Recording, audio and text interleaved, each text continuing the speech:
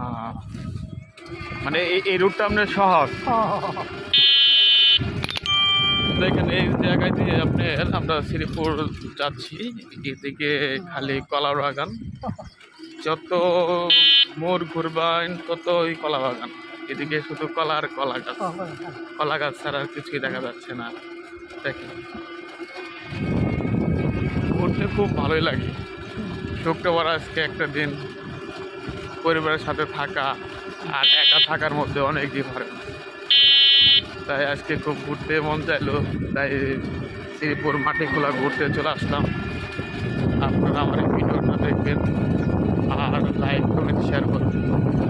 দেখেন বেশি বেশি দেখেন খালি কলার বাগান, কলার বাগান ছাড়া কিচ্ছু নাই। এদিকে কলার বাগান, ডাইনে বাইরে সব জায়গায় কলার বাগান।